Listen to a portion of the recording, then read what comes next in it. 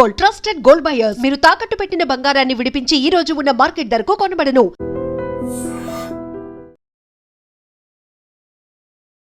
Welcome to I Dream. నేను ఉదయశ్రీ. బెంగళూరులో జంట ఆత్మహత్యలు కలకలం రేపుతున్నాయి. అతను కెనడాలో జాబ్ చేసేవాడు. కెనడాలో జాబ్ పోయింది ఏ ఇంపాక్ట్తో. అయితే తల్లిదండ్రులకు మాత్రం ఇంకా కెనడాలోనే ఉన్నట్టు తెలుసు. సో ఆయన ఇంకొకరితో సహజీవనం చేస్తూ ఉన్నారు. ఇద్దరు వేరువేరు మతాలకు చెందిన వాళ్ళు. ఏం జరిగిందో ఏమో ఇంకా పూర్తి డీటెయిల్స్ అయితే తెలియాల్సి ఉంది. కానీ ఇద్దరు కూడా ఆత్మహత్య చేసుకున్నారు. అసలు ఏవైనా ఆర్థిక సమస్యలు కావచ్చు, ఇంకేవైనా సమస్యలు కావచ్చు, సొసైటీ నుంచి ఏమైనా ప్రాబ్లమ్స్ కావచ్చు, ఎందుకు అందరూ ఆత్మహత్య అనేది ఒక ఆప్షన్‌గా చూసుకుంటున్నారు. అదే ఇంకా అది తప్ప వేరే మార్గం అనేది లేదు అని అనుకుంటున్నారు. ఎందుకు ఓటమిని ఒప్పుకుంటున్నారు? ఎందుకు స్ట్రగుల్స్‌ని ఫేస్ చేయడానికి వెనకడుగు వేస్తూ ఉన్నారు? ఇదే ఇవాల్టి మన టాపిక్. దీనిపైన మాట్లాడడానికి మనతో ఉన్నారు motivational speaker, public speaker and family counsellor Rajani Rama garu. మాట్లాడదాం.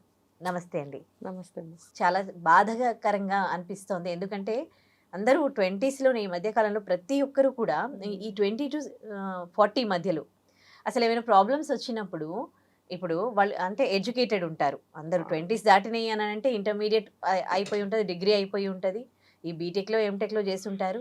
ఈ ఈ ఈ చిన్నప్పటి నుండి చదువుకున్న చదువు వాళ్ళకి ఏం నేర్పిస్తుంది? చిన్నప్పటి నుండి ఫేస్ చేసిన ప్రాబ్లమ్స్ వాళ్ళకి ఏం నేర్పిస్తూ ఉన్నాయి?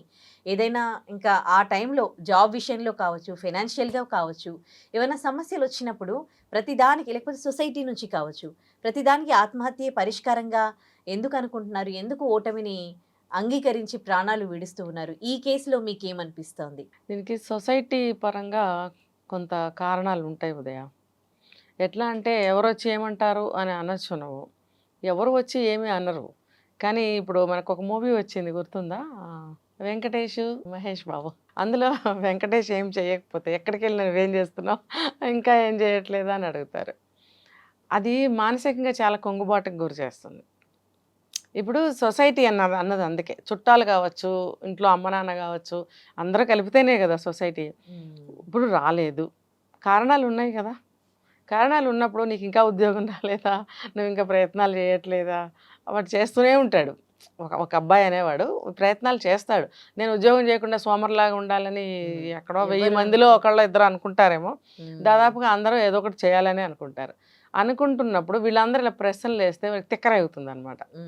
తిక్కరగా అక్కడ గొడవన్నా పెట్టుకుంటాడు, డిప్రెషన్లో కన్నా వెళ్తాడు. అంటే సమాజం వల్ల అతను అలా తయారు చేయబడతాడు కదా. అలాగే ఇప్పుడు ఇందాక నువ్వు అన్నావు, సమస్య ఏదొచ్చినా సరే చనిపోవడమే కారణమా అంటే, మనసుని చితక్కొట్టేస్తారు, ఛిద్రం చేస్తారు మనసుని. ఆత్మస్థైర్యాన్ని పోయేలాగా పరిస్థితులు చేస్తాయి కొన్ని. కొంత సమాజంతో చేయబడతారు, కొన్ని పరిస్థితుల వల్ల చేయబడతారు.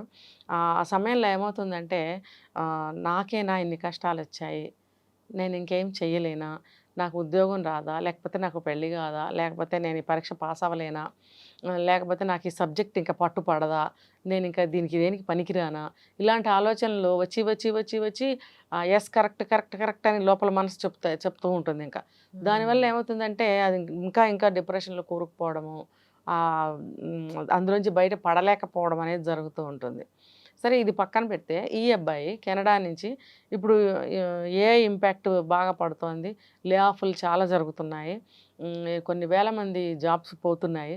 పాపం మనం ఆలోచిస్తే వీళ్ళంతా ఏమైపోవాలి అనేది అసలు వాళ్ళు ఆలోచిస్తున్నారా కదా. నేను గతంలో కూడా ఒక వీడియోలో చెప్పాను, ఏ టెక్నాలజీ అయినా సరే ఏ విషయంలో వాడుకోవాలి, ఆ టెక్నాలజీ వాడినందువల్ల మనం ఆ విషయం ఇంకా డెవలప్ అవుతుంది అని ఆలోచించి పర్టికులర్ విషయాల్లో ఏదైనా సరే ఆ టెక్నాలజీని యూజ్ చేసుకోవడం అనేది మంచి పద్ధతి.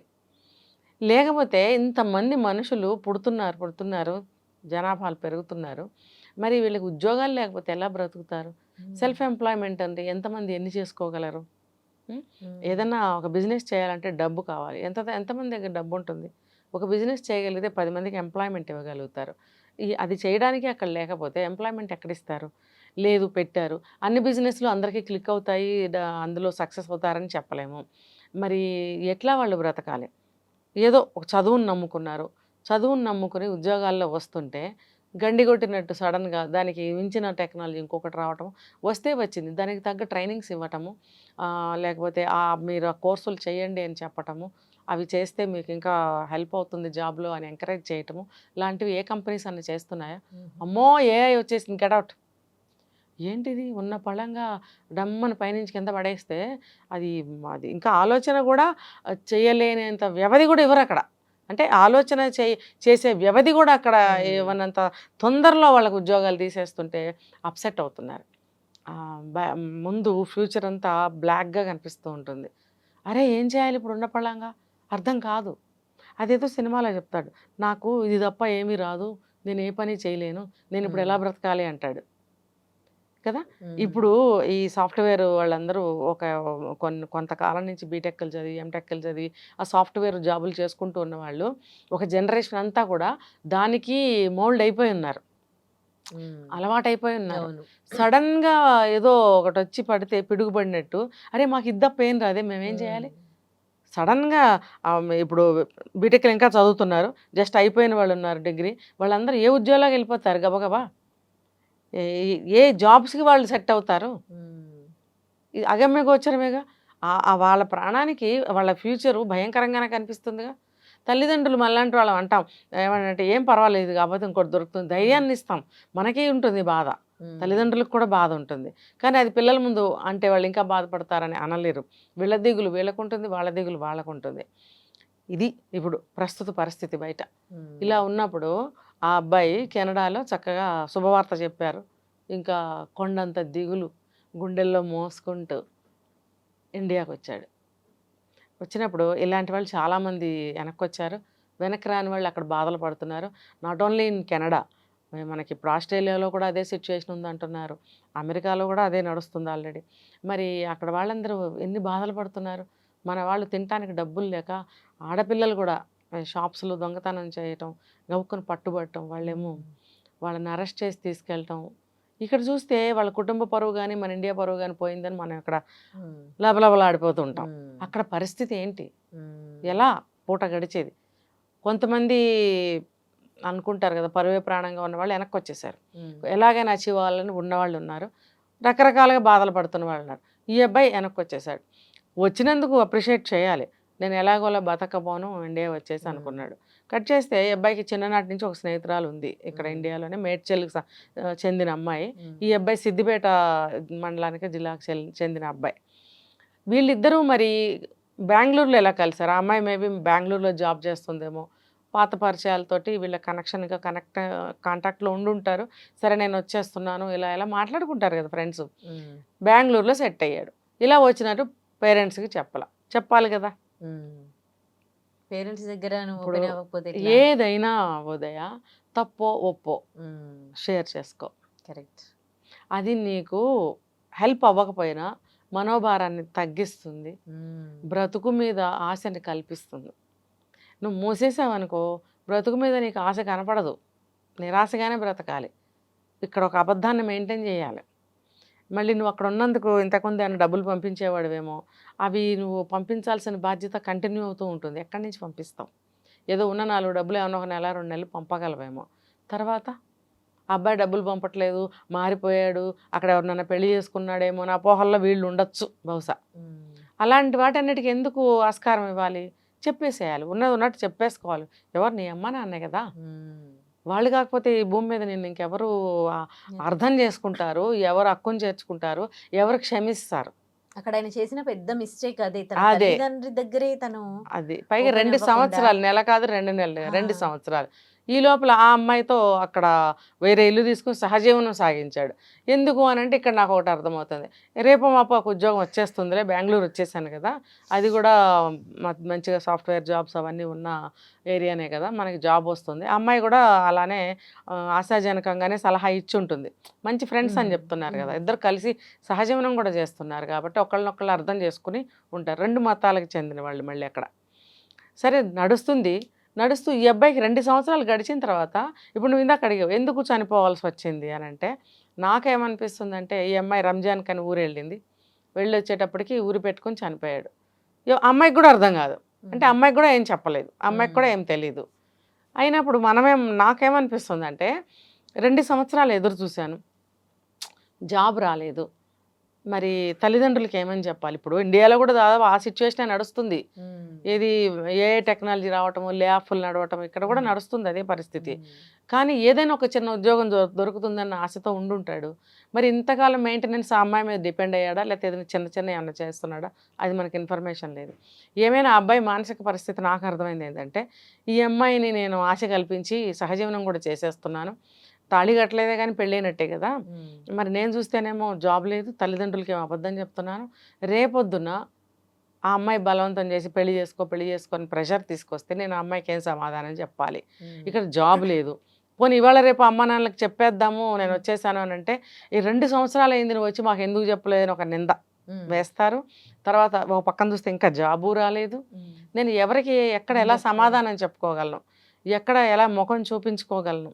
ఒక ఆడపిల్ల మీద డిపెండ్ అయ్యి నేను ఇక్కడ సహజీవనం కూడా చేసేస్తున్నాను, ఎలా సమాధానం చెప్పాలి రేపు అమ్మాయి పేరెంట్స్కైనా? అంటే ఇన్ని ఇక్కడ మానసికంగా బలంగా కృంగిపోయారు బాగా. దాన్ని డిప్రెషన్ అని కూడా అంటాం మనం. మరి ఇప్పుడు ఈ కేసులో మానసికంగా కృంగిపోయినట్టు మనకు క్లియర్గా కనిపిస్తోంది కాబట్టి ప్రతి మనిషికి ఇప్పుడు ఇలాంటి ఎన్నో కేసెస్లో ప్రతి మనిషికి కావాల్సింది ఏంటి? మానసిక బలం. ఆ బలం అనేది ఎవ్వరికీ ఉండట్లేదు. సో ఒకవేళ సొసైటీ వాళ్ళు చనిపోయారనుకోండి, సొసైటీ ఇబ్బంది పెట్టింది, సొసైటీ ఏమైనా చేస్తుందేమో అన్న భయంతో మారాల్సింది సొసైటీ. సో ఈ కేసులో మీకు ఏమనిపిస్తుంది? అంటే మనం ఎప్పుడు కూడా సొసైటీకి కొన్ని సందర్భాల్లో భయపడాల్సిన అవసరం లేదు. ఇదేంటంటే ఇదేదో మన చేతులారా మనం చేసుకున్నది ఏమీ కాదు. బయట సామాజిక పరిస్థితులు అట్లా ఉన్నాయి కాబట్టి, జాబ్స్ పరిస్థితులు అలా ఉన్నాయి కాబట్టి ఎవరిని నిందించలేము, ఎవరో ఏదో అంటారని భయము పడకూడదు. ఇక్కడ అబ్బాయి చేసిన తప్పు ఏంటంటే తల్లిదండ్రులకు చెప్పకపోవడం. లేట్ అయినా సరే అప్పుడైనా చెప్పాల్సింది, అమ్మ నేను దొరుకుతుందని ఆగాను, దొరకలేదు, ఇది పరిస్థితి అని చెప్పు ఉండాల్సిందే. చెప్పినట్టయితే కాస్త మానసికమైనటువంటి ఇది వచ్చేది. ఇంకొక విషయం ఏంటంటే, ఇప్పుడు ఒక పరిస్థితి చక్కబడాలంటే చాలా టైం తీసుకుంటుంది. తక్కువే కావచ్చు, ఎక్కువే కావచ్చు, కొంత టైం అయితే తీసుకుంటుంది. మరి నువ్వు ఇంకా కొంచెం ఏమన్నా దానికి సంబంధించిన కోర్సులు చేయడమా, ఇంకా నీ యొక్క స్కిల్స్ పెంచుకోవడమా? ఇప్పుడు ఒక పీరియడ్, బ్యాడ్ పీరియడ్ నడుస్తూ ఉంటుంది. ఇప్పుడు జాతకాలు నమ్మే వాళ్ళు ఏమంటారు, శని ప్రభావం, శని పీరియడ్ నడుస్తుంది, దాంట్లో అంతర్దశలు, ఇలా ఏవేవో దశలు చెప్తారు. అది మొత్తం ఏలినాటి శని 18, 17 సంవత్సరాలు, 7 సంవత్సరాలు పెద్దల పీరియడ్స్ చెప్తారు వాళ్ళు. అలా ఉన్నప్పుడు మనకి పరిస్థితులు అనుకూలంగా ఉండవు, అంటే ఇది నమ్మేవాళ్ళకి. అప్పుడు మనల్ని నిందించుకోవాల్సిన అవసరం లేదు. పక్క నుంచి ఇంకోటి ఏదన్నా మనకి వీలైనది ఏదో ఒకటి చేసుకుంటూ ఈ ప్రయత్నాన్ని కొనసాగిస్తూ ఇంట్లో వాళ్ళతో ఓపెన్గా ఉండటము ఇలాంటివి చేయలేకపోతున్నారు. ఎందుకంటే వీళ్ళకి ఆత్మస్థైర్యం సన్నగిల్లిపోతుంది. అంటే వెంటనే జరిగిపోవాలి. ఇప్పుడు ఈ తరం వాళ్ళకి అన్నీ అంటే జరిగిపోవాలి. అట్లా ఎట్లా ఉంటుంది? ఇప్పుడు పగలు రాత్రి ఎలాగో కష్టాలు సుఖాలు కూడా అలాగే. అంతే. ఎంత చెప్పినా వాళ్ళకి అర్థం కాదు. ఇప్పుడు కష్టం పీరియడ్ నడుస్తుందా, సుఖం కూడా వస్తుంది కదా. అవును. ఇప్పుడు ఏంటంటే మళ్ళీ ఒక వేవ్ వస్తుంది. ఆ వచ్చినప్పుడు మళ్ళీ అన్ని అవకాశాలు వస్తాయి. ఈ లోపల మనం ఏదో ఒకటి చేద్దాం. మనం చదువుకున్నాం, అక్కడ కెనడాలో జాబ్ చేసి వచ్చాం, మనకి స్కిల్స్ బాగానే ఉన్నాయి కాబట్టే కదా అక్కడ జాబ్ చేసాము. ఇవన్నీ ఎందుకు ప్లస్లే కదా, ఇవన్నీ ఆలోచించుకోలేకపోతారు. ఇలా జరిగిందేంటి, ఇవి ఇంకా రాలేదేంటి జాబు, ఇంటి దగ్గర ఏం చెప్పుకోను, ఒక పక్కన ఈ అమ్మాయికి నేను సహజీవనం చేస్తున్నాను, ఈ సమస్యల గురించి ఆలోచించడం వల్ల పరిష్కారం దొరకట్లేదు. ఎప్పుడు కూడా సమస్య గురించి ఆలోచించొద్దు, దాని పరిష్కారం కోసం ఆలోచించాలి. ఇప్పుడు సమస్యనే ఆలోచిస్తుంటే ఆ సమస్య ఎక్కడికి పోతుంది? మన దగ్గరే ఉంటుంది. అది చాలా మందిలో చూస్తుంటాం అండి, ఏమైనా ప్రాబ్లం వచ్చినప్పుడు నాకు ఇట్లా జరిగింది ఎందుకు, నాకు ఇట్లా అందులోనే ఉంటారు, నాకే ఎందుకు జరిగింది, నాకే ఇలా అనుకోవడం కంటే సరే వచ్చింది సమస్య, నేను ఫైట్ చేస్తాను, చెయ్యాలి. రేపు దాని మీద ఇప్పుడు ఈయన ఈ జాబ్ పోయింది, ఆయన నిజంగా జాబ్ చేయాలి అని అనుకుంటే ఇంకో జాబ్ దొరకకుండా ఉంటుందా? పోనీ అంతకన్నా కొంచెం దొరుకుతుంది, ఇంకా కొంచెం టైం పడుతుంది. అదే జాబ్ పోయే వాళ్ళందరూ కూడా ఇది ఆలోచించాలి. మన దగ్గర రిక్వైర్మెంట్స్ ఉన్నాయి, జాబ్ డిమాండ్ ఉంది, అండ్ ఇక్కడ వీళ్ళు కూడా ఉన్నారు క్యాండిడేట్స్. సో కనుక ఒకవేళ ఆ జాబ్ పోతే ఇంకేదైనా జాబ్ ప్రయత్నించండి. జాబ్ పోగానే సూసైడ్ చేసుకోవడం ఏంటి, ప్రతి దానికి కృంగిపోవడం ఏంటి? దీనికి కారణం ఏంటంటే ఏదైనా సరే వెంటనే అయిపోవాలి, ఎదురు చూసే సహనం ఉండదు, భయం ఒకటి, వీళ్ళకి అవుతుందా లేదా అన్న భయం ఒకటి, ఎవరితోనూ షేర్ చేసుకోలేకపోవడం ఒకటి, వీళ్ళకి ఇలా ఈ కారణాల వల్ల వీళ్ళు ముందుకు వెళ్ళలేక అబ్బా ఇప్పుడు అనవసరం, ఈ సమస్యల్లో నేను తీర్చలేను, సాల్వ్ చేయలేను, ఇంకా చచ్చిపోవడమే దీనికి మార్గం, అరే కాస్తంత అప్పు చేసినా అదే పని చేస్తున్నారు. అప్పు చేసే ముందు కొంచెం ఆలోచించుకుంటే ఇంక ఇంజనీళ్ళైనా తాగి బతుకుతావు కదా ఈ టార్చర్ లేకుండా. కరెక్ట్. అదొక బాధ, ఫ్యామిలీని ఎట్లా పోషించాలి. ఇలా ఈ రకరకాల సమస్యలతోటి, బాధలతోటి, సందేహాలతోటి వీళ్ళు బ్రతుకుల్ని ముగించుకుంటున్నారు. అలా కాదు, సమస్య వెంటనే పరిష్కారాలు ఉంటాయి. సమస్య ఉన్న చోటే పరిష్కారం ఉంటుంది. సమస్య గురించి ఆలోచించొద్దు, పరిష్కారం గురించి ఆలోచించండి. ఇంట్లో ఎవరుంటే వాళ్ళతో షేర్ చేసుకోండి. ఇక్కడ ఇంకొక విషయం, ఆ అమ్మాయి సహజీవనం చేస్తుంది అని అంటే నీ మనసులో మనసై ఉంటుందనే కదా అర్థము. 2 సంవత్సరాల నుంచి ఉంటుంది, మంచి అమ్మాయి, చిన్ననాటి ఫ్రెండ్ కదా. నువ్వు ఆ అమ్మాయితో ఎందుకు షేర్ చేసుకోలేకపోతున్నావు? మన ఫ్యూచర్ ఏంటనే అమ్మాయితో ఎందుకు డిస్కస్ చేయలేకపోయావు? ఒకవేళ చేసావా? చేస్తే ఇలా జరగదే. నువ్వు నీ మనసులో బాధన్న ఆ అమ్మాయికి చెప్పుంటే ఆ అమ్మాయి అన్న సలహా ఇచ్చేదేమో కదా. లేకపోతే ఆ అమ్మాయి కూడా ఏం పట్టించుకోలేదా? ఏం జరిగింది ఇక్కడ? ఏది ఏమైనా సరే ఆ అమ్మాయి పట్టించుకోకపోయినా నువ్వు చెప్పుండాల్సింది. అప్పుడు నీ వల్ల నా వల్ల నీతో కాదు, నీ వల్ల నాకు కాదు అనుకుంటే అమ్మాయి అప్పుడే వెళ్ళిపోతుంది. కానీ నువ్వు అసలు ఎవరితోనూ షేర్ చేసుకోలేదు, నీకు నువ్వే నిర్ణయం తీసుకున్నావు. ఎంత భయంకరం కదా అసలు. కొంతమంది, చాలా మంది వాళ్ళ ఏ విషయాలు షేర్ చేసుకోరు, లోపల కుంగిపోతూ ఉంటారు. వాళ్ళు చాలా చెప్పడానికి భయపడతారు కూడా. అమ్మో ఏమంటారు, అమ్మో ఏమంటారు, అమ్మో ఏమనుకుంటారు. ఈ భావన 100కి 90 మందిలో ఉంటుంది. ఏ విషయం తీసుకున్నా అమ్మ వాళ్ళు ఏమన్నా అనుకుంటారేమో, అమ్మో మొన్న ఒకటి అనుకున్నాం, కట్టిన చీరే కట్టుకుంటే పక్కింటి వాళ్ళు ఏమన్నా అనుకుంటారేమో అట. దానివల్ల ఏంటి లాభం ఏంటి? వాళ్ళు ఏమనుకుంటే నీకెందుకు అసలు? అదే కదా. ఈ భావనలతోనే జీవితాలు నాశనం చేసుకుంటున్నారు. ఏ విషయంలో తీసుకున్నా ఎవరన్నా ఏమన్నా అనుకుంటారేమో, వాళ్ళు ఏమనుకుంటారో, ఇవన్నీ తీసి పడేయాలి. మన జీవితం, మనం నష్టపోతే ఎవరు వచ్చి తీర్చరు. ₹1 కావాలంటే ఎవరు ఇవ్వరు. తిన్నావా ఉన్నావా అని ఎవరు అడగరు. జ్వరం వచ్చి 4 రోజులు అలాగే బయటికి వెళ్ళి పనులు చేసుకుంటూ వస్తుంటే కూడా ఏంటండి అలా ఉన్నారని ఎవరు అడగరు. కరెక్ట్ కదా. 1 ఫైన్ డే చనిపోయాడు అనుకో రోగంతో అయినా, అయ్యో అందుకే నా డల్గా కనబడ్డాడు, చెప్పను కూడా చెప్పలేదు. అసలు నువ్వు నీ బాధ్యత ఏంటంటే అలా ఉన్నారని అడగ. సమాజానికి అవసరం లేదు. సమాజానికి అవసరం లేనప్పుడు నీకు సమాజంతో ఎందుకు? బాగా చెప్పారు. ఎనీవేస్, ఇలాంటివి అంటే మానసికంగా మాత్రం చాలా స్ట్రాంగ్గా ఉండాలి. ఈ రోజుల్లో ప్రతి ఒక్కరికి అది అవసరం. నాకు తెలిసి ఎడ్యుకేషన్లో కూడా ఇది కూడా ఇంక్లూడ్ చేస్తే చాలా బాగుంటుంది. ఖచ్చితంగా ఇలాంటి సూసైడ్స్ ఆగిపోతాయేమో. థ్యాంక్ యూ అండి. And for more videos, Please subscribe to iDream. Please subscribe to iDream. Please subscribe iDream. And please subscribe to iDream. For more videos, subscribe to iDream. please like, share and subscribe to the channel. Congratulations, iDream. Subscribe to iDream. Subscribe to iDream. So subscribe to iDream Media. iDream ki iDream team andarki huge congratulations. Please subscribe iDream Media. Please subscribe to iDream. Subscribe iDream. Please subscribe to iDream. iDream అంటే నా కళల ఛానల్ను subscribe చేసుకున్న నోరు తిరుగుతలేదు, మీరైతే గంట గుర్తు కొట్టండి. For more such videos, please subscribe to iDream.